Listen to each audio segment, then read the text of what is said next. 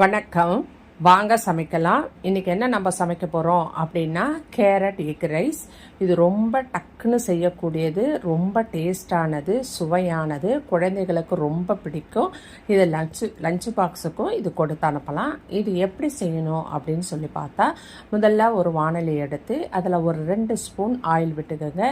Oil விட்டுட்டு 1/2 spoon கடுகு உளுத்தம்பருப்பு, 1/2 ஸ்பூன் சீரகம், ஒரு 4 வரமிளகாய் கிள்ளி போட்டு அது வெடித்ததும் 1 கப்பு நறுக்கிய வெங்காயம் அதையும் போட்டு நல்லா வதக்கி பொன்னிறமாக வந்த உடனே ஒரு 1/4 கிலோ கேரட்டு நல்லா தோல் சீவி நான் மிக்ஸி ஜாரில் தான் போட்டு தூளாக கட் பண்ணியிருக்கேன். அந்த மாதிரி கேரட்டை தூளாக சீவி எடுத்துக்கோங்க. அதையும் கொட்டி நல்லா கிளறுங்க. கிளறி 1 நிமிஷம் கழித்து ஒரு 1/4 ஸ்பூன் மஞ்சள் பொடி, ஒரு ஸ்பூன் உப்பு, சாதத்துக்கும் சேர்த்து நான் போட்டிருக்கேன். 1 கப் ரைஸுக்கு, அதனால் 1 ஸ்பூன் போட்டிருக்கேன். போட்டு அதையும் நல்லா வதக்கிட்டு ஒரு 1/4 கப் அளவு தண்ணி விடுங்க. கொஞ்சம் தண்ணி கம்மியாகவே விடுங்க.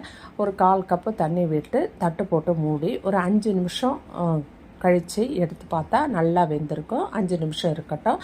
அதுக்கிடையில் ஒரு கப் எடுத்து அதில் 2 முட்டை இல்லை 3 முட்டை விட்டுக்கோங்க.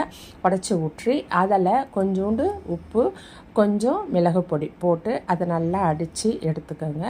எடுத்து அதுக்கப்புறம் நம்ம அதை வெந்திருக்கு இல்லையா கேரட்டு, அந்த கடாயில் நீங்கள் என்ன செய்கிறீங்க, இந்த முட்டை கலவையை ஊற்றுங்க.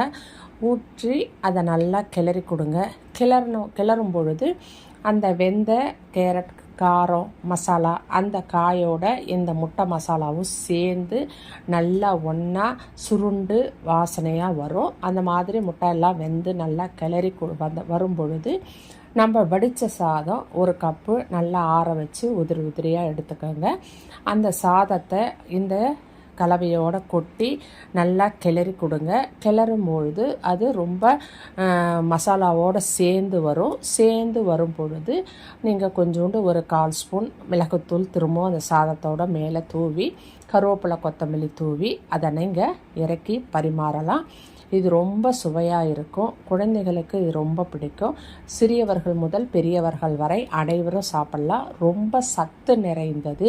கேரட்டும் முட்டையும் சேரும் பொழுது ரொம்ப புரோட்டீனும் நிறைய சத்துக்களும் நிறைந்த உணவு இது கண்டிப்பாக வாரத்தில் ஒரு முறையாவது நம்ம வீட்டில் செய்யக்கூடிய உணவாகும். இது டக்குன்னு செய்யக்கூடியது. சாதம் ரெடியாக இருந்தது அப்படின்னு சொன்னால் இதை ஒரு 5 நிமிஷத்துலேயே நம்ம செஞ்சிடலாம். அவ்வளவு சுவையான ஒரு டிஷ் இது. கண்டிப்பாக இதை அனைவரும் ஒரு முறை ட்ரை பண்ணி பாருங்கள். இந்த வீடியோவை நீங்கள் சப்ஸ்கிரைப் பண்ணி ஷேர் பண்ணி வச்சுக்கோங்க. நான் தினம்